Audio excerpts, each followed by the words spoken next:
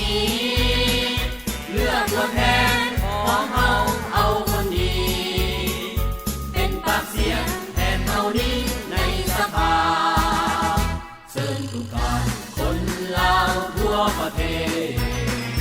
บ่ว่าเขตเหนือกลางใต้ไปเถอะนะเลือกผู้แทนไว้ตามเฮาในสภาหรือตามหน้าสาวภาษาวาเวียดนามสบายดีท่านผู้ชมที่เคารพพบกับรายการพิเศษการเลือกตั้งสมาชิกสภาแห่งชาติสุดที่10และสมาชิกสภาประชาชนคันแขวงสุดที่5ท่านผู้ชมการเลือกตั้งสมาชิกสภาแห่งชาติสุดที่10และสภาประชาชนคันแขวงสุดที่5แม้นการเลือกตั้งที่ดำเนินขึ้นอย่างเป็นประชาธิปไตยโดยมีพรรคประชาชนปฏิวัติลาวเป็นแกนนำเพื่อเลือกตั้งเอาบรรดาผู้แทนประชาชนเข้าไปจัดตั้งปฏิบัติหน้าที่ในสภาแห่งชาติและสภาประชาชนคันแขวงเจ้าแม่นแล้วท่านผู้ชมส่วนผลของการเลือกตั้งจะสะท้อนถึงจิตใจอันเป็นเอกภาพของประชาชนลาวบัดเผาและเป็นการรับประกันการปฏิบัติ2หน้าที่ยุทธศาสตร์คือปกปักรักษาและสร้างสรรค์พัฒนาประเทศชาติตามแนวทางแผนนโยบายของพรรครัฐธรรมนูญและกฎหมายของรัฐท่านผู้ชมในระยะจากนี้ทางรายการจะนำเสนอรายชื่อผู้สมัครเลือกตั้งเขตที่10แขวงเวียงจันทน์มีจำนวนผู้สมัคร14ท่านคือน้ำเบอร์1ท่านท้องศาสตราจารย์ปริญญาเอกท้องสลิดมังหนอเมฆกรรมการกรมการเมืองศูนย์กลางพรรครัฐมนตรีกระทรวงศึกษาธิการและกีฬาน้ำเบอร์2ท่านภูธนูเพชรไสสมบัติกรรมการศูนย์กลางพรรคเลขาคณะพรรคแขวงเวียงจันทน์น้ำเบอร์3ท่านอินทปัญญาเขียววงศ์พจันทร์รองเลขาคณะพรรครองหัวหน้าห้องว่าการสำนักงานประธานประเทศน้ำเบอร์4ท่านสีทนแสงพจันทร์กรรมการประจำพรรคน้ำเบอร์5ท่านนางเพชรสมรสอนกรรมการประจำพรรคหัวหน้าศูนย์สถิติแห่งชาติกระทรวงการเงินและน้ำเบอร์6ท่านนางจันทครศรีอัมพรกรรมการประจำพรรคแขวงหัวหน้าคณะโฆษณาอบรมแขวงน้ำเบอร์7ท่านนางวงเดือนวัตโสกรรมการพรรคแขวงประธานสหพันธ์แม่หญิงแขวงน้ำเบอร์8ท่านเต็งเมงยางลือไซกรรมการพรรคแขวงหัวหน้าแผนกการเงินแขวงน้ำเบอร์9ท่านดร.นางวันเพ็งพันธนาลัยกรรมการพรรคแขวงหัวหน้าแผนกสาธารณสุขแขวงและน้ำเบอร์10ท่านศรีสวัยแก้วดาราวินกรรมการพรรคแขวงหัวหน้าแผนกแรงงานและสวัสดิการสังคมแขวงน้ำเบอร์11ท่านพันโทบุญนำจันท้องศรีประธานคณะกรรมการยุติธรรมและป้องกันชาติป้องกันความสงบสภาประชาชนแขวงสมาชิกสภาแห่งชาติสุดที่9นับเบอร์12ท่านนางสุขสวัสดิ์บุญมะแสงผู้พิพากษาสั้น4รองประธานศาลประจำภาคกลางน้ำเบอร์13ท่านตู้ทรงบัวศรีตรงซือกรรมการหน่วยพักทหารหัวหน้ากรมกรรมาธิการเรียกงานสมาชิกสภาแห่งชาติน้ำเบอร์14ท่านคำลาศรีสุวงศ์หัวหน้าห้องว่าการสภาประชาชนแขวงสมาชิกสภาประชาชนขันแขวงสุดที่4ทำสมที่ผ่านไปนั้นก็แม่นรายชื่อจำนวนผู้สมัคร14ท่านเลือกเอา10ท่านเขตเลือกตั้งที่10แขวงเวียงจันทน์ทำสมระยะนี้ไปพักสมโฆษณากันก่อนแล้วจึงกลับมาพบกันในระยะที่2ของทางรายการ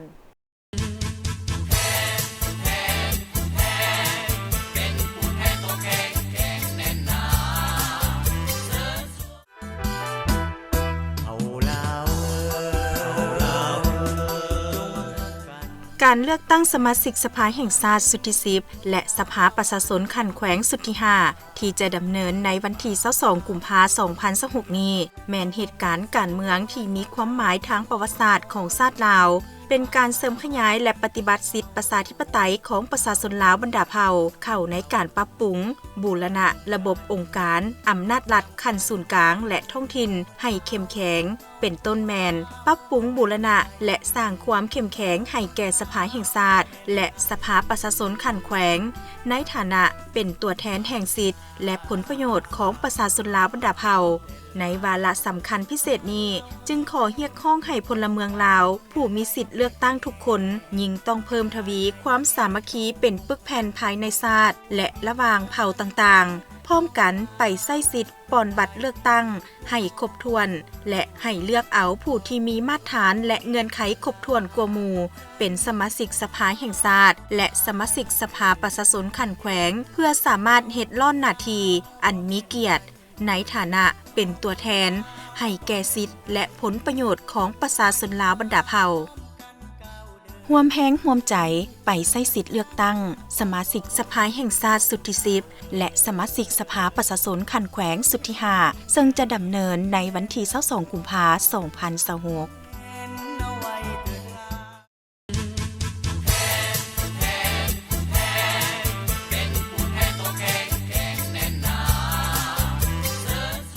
ท่านผู้ชมครับก็มาพบกันในระยะที่2ของรายการจะให้ประธานได้ไปติดตามรับชมผู้สมัครเลือกตั้งเขตที่11แขวงบุรีคำไซมีจำนวนผู้สมัครทั้งหมด10ท่านคือนับเบอร์ 1ท่านปริญญาเอกกองแก้วไซสงครามกรรมการศูนย์กลางพรรคประธานสถาบันวิทยาศาสตร์เศรษฐกิจและสังคมแห่งชาติและนับเบอร์ 2ท่านปริญญาเอกสอนธนูธรรมวงศ์กรรมการศูนย์กลางพรรคเลขาคณะพรรคแขวงบริคำไซ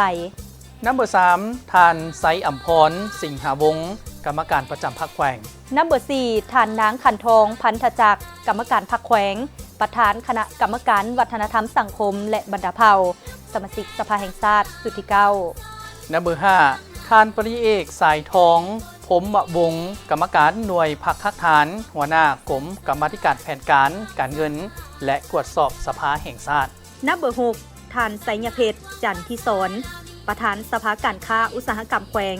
รองประธานแนวลาวสร้างชาติแขวงนับเบอร์ 7ท่านพันโทจรอุดลายันคณะพรรครองหัวหน้ากองบัญชาการป้องกันความสงบแขวงนับเบอร์8ท่านจงทรงจงเต็งเลขาหน่วยพรรคหัวหน้าโรงเรียนทฤษฎีการเมืองการปกครองแขวงนับเบอร์ 9ท่านนางคำใบบริวัน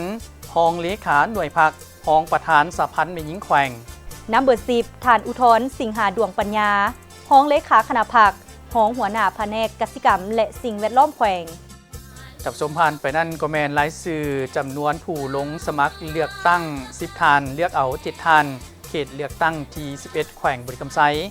จับสมระยะนี้ไปพักสมสิ่งที่น่าสนใจกันก่อนแล้วจึงกลับเข้าสู่ระยะต่อไปของทางรายการ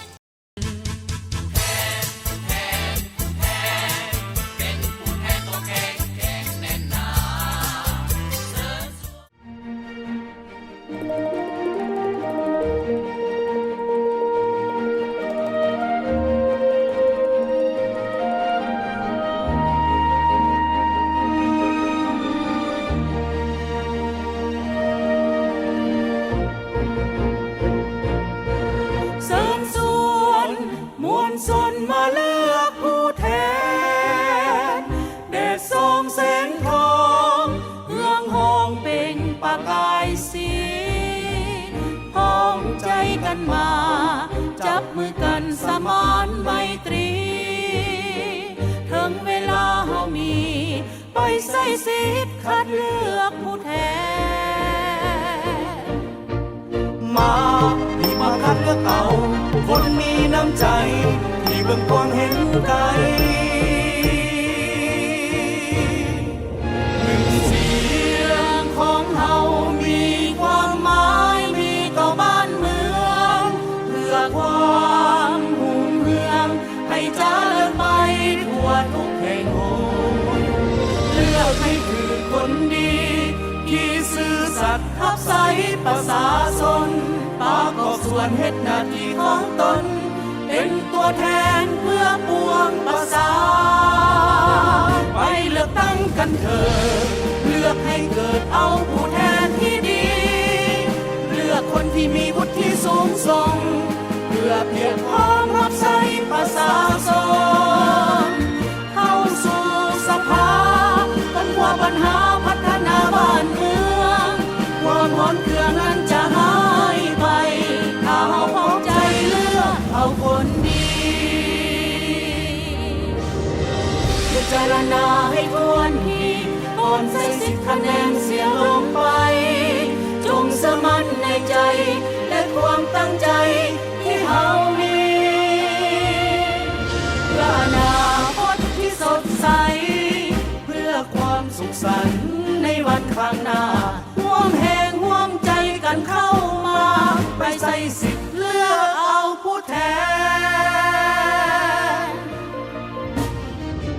นึ่งเสียงคือกำลังใจรวมกันเป็นความหวังที่ยิ่งใหญ่เลือกด้วยความจริงใจเลือกให้ได้ผู้แทนของคนชนลาวหนึ่งเสียงคือกำลังใจรวมกันเป็นความหวังที่ยิ่งใหญ่เป็นวันนัดหมาย22 กุมภารีบเข้ามาเลือกผู้แทนของปวงชนลาว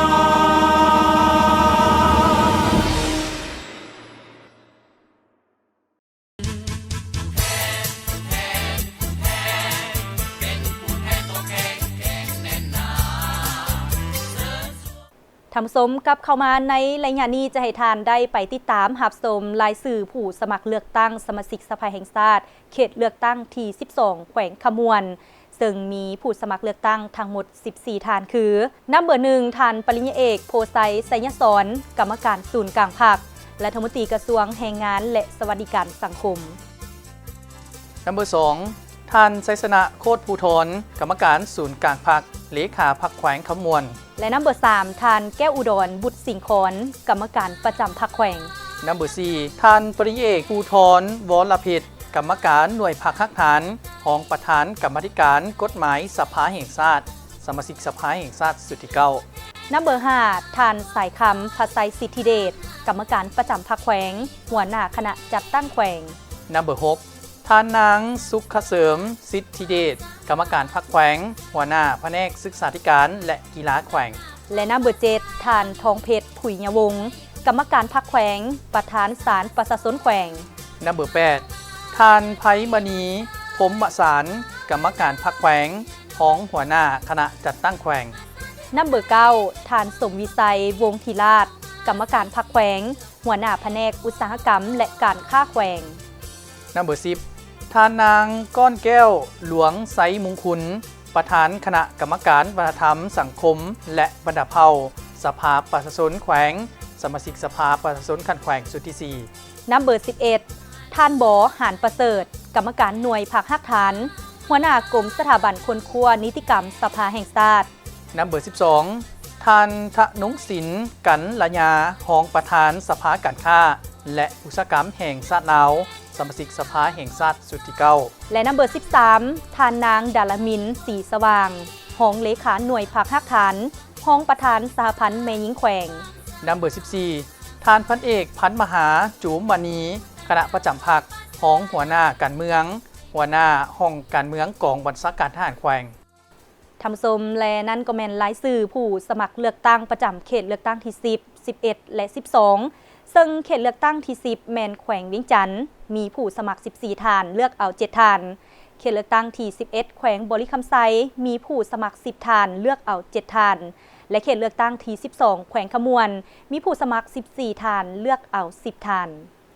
เจ้าท่านผู้ชมสำหรับมื้อนี้รายการพิเศษของพวกเขาก็ถือโอกาสเรียกร้องถึงพลเมืองลาวทั่วประเทศที่มีอายุแต่18ปีขึ้นไปจงพร้อมกันไปใช้สิทธิ์ในวันเลือกตั้งที่จะมาถึงนี้และเฮ็ดให้การเลือกตั้งครั้งนี้บรรลุจุดประสงค์และระดับคาดหมายที่วางไว้เจ้าสำหรับมื้อนี้ทางรายการของพวกเฮาขออวยพรไซอันประเสริฐมายังพี่น้องชาวลาวทุกชนเผ่าและชาวลาวที่อยู่ต่างประเทศจงมีสุขภาพเข้มแข็งเพิ่มทวีความสามัคคีเป็นปึกแผ่นและพร้อมกันไปใช้สิทธิ์ปอนบัตรเลือกตั้งสมาชิกสภาแห่งชาติสุดที่10และสภาประชาชนขันแขวงสุดที่5ให้ครบถ้วนถูกต้องตามกฎหมายและระเบียบการหมอฮอนีเวลาของทางรายการก็ได้หมดเวลาลงแล้วพบกันใหม่โอกาสหน้าสำหรับมื้อนี้สบายดีสบายดีเสิร์นเกิดพี่น้อง